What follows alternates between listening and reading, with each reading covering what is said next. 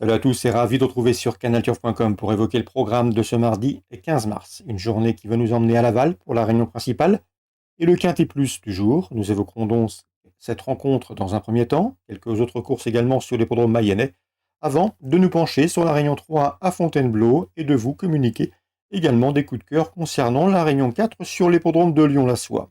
Je vous invite également à consulter nos pages canalturf.com puisque j'ai eu l'occasion de converser avec Yo Corbani.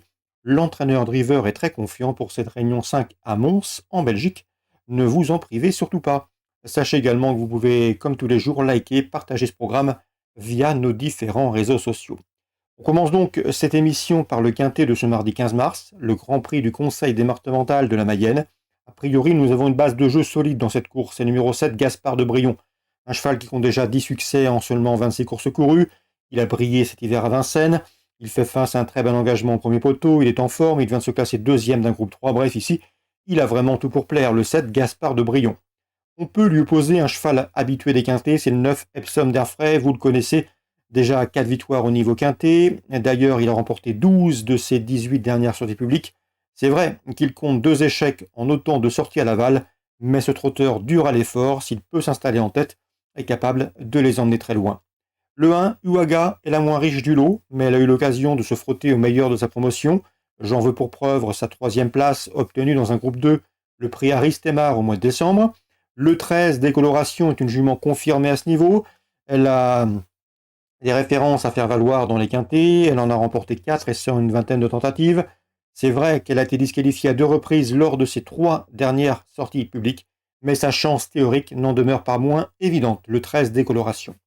Pour les places, je retiendrai le numéro 6, El Greco Bello, qui vient de prouver sa forme en s'imposant à Pontchâteau et qui a déjà bien fait à Laval. Le 10, Foriu Madrid, cheval régulier, il n'a pas gagné depuis le mois de mai 2021, mais c'est un cheval qui a également des références à faire valoir à ce niveau, il va finir vite et devrait prendre une bonne place. Le 2, Bolero Gare, possède une bonne vitesse de base, un cheval italien qui a déjà signé 3 succès l'an dernier sur notre sol, méfiance, il sera pieds nus ici et peut venir pimenter les rapports.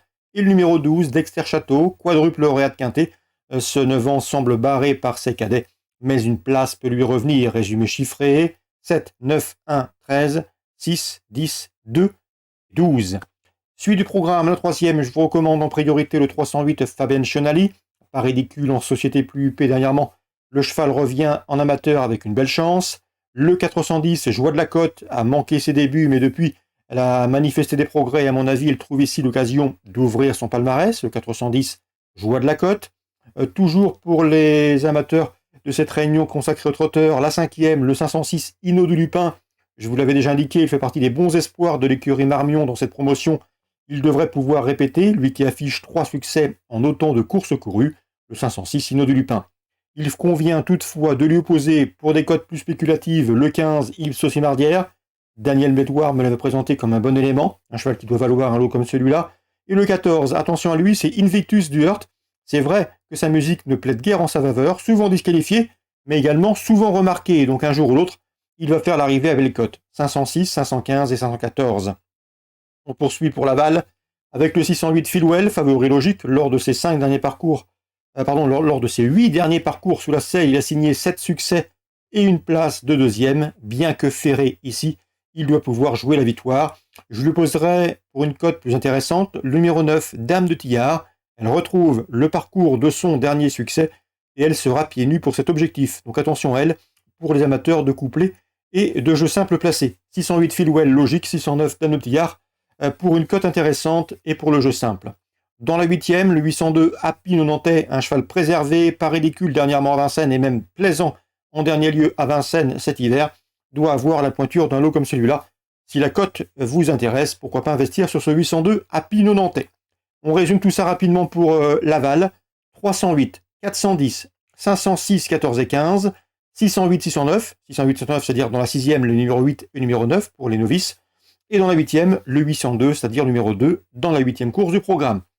Fontainebleau, Réunion 3. Dans la première, le 105, La Boétie, le numéro 5 dans la première course, va débuter sur le steeple avec de sérieuses prétentions. La Boétie qui peut se targuer d'avoir déjà bien fait au niveau groupe 3 sur les haies. Dans la deuxième, pour un éventuel report, pourquoi pas le 201 Harry Conti, numéro 1 dans la deuxième. qui compte 3 podiums en autant de sorties sur le steeple, et qui trouve ici l'occasion de voir le photographe, c'est-à-dire de s'imposer.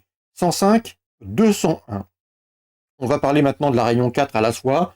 J'ai pu converser avec Claudia Arny, qui est assez optimiste avec le 104 win-win. Le cheval reste sur des prestations infructueuses, mais avec des circonstances atténuantes. Puisque cette pouliche, lors de son avant-dernière sortie, courant décembre, a été devant. Or, elle a galopé le nez au vent et elle est mieux en courant caché. Et la dernière fois, avec le jeu des relais, la pouliche se retrouvait assez loin avant de bien terminer.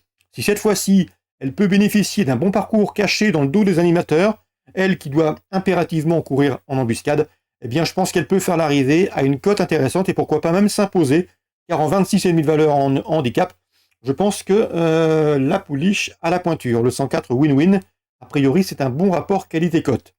Concernant la deuxième, le 202 Vicky Laszlo, honorable 5e en débutant sur la PSF de Chantilly le mois dernier, doit pouvoir se mettre en évidence, puisque ce jour-là, Victor Laszlo n'était pas vraiment très loin des premiers et s'est bien comporté courageusement jusqu'au bout.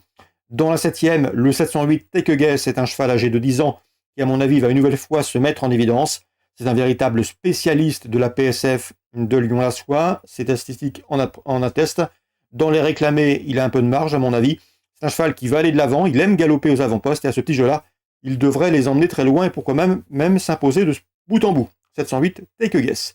Donc pour Lyon-la-Soie, réunion 4, 104, 202, 708, mes 3 coups de cœur pour cette réunion lyonnaise. Concernant Mons, réunion 5, je vous l'ai dit, l'homme à suivre, ce sera sans doute Gio Corbani. Son interview est disponible sur notre site canalturf.com. Très bon jeu à tous, bonne journée, rendez-vous demain pour un nouveau programme.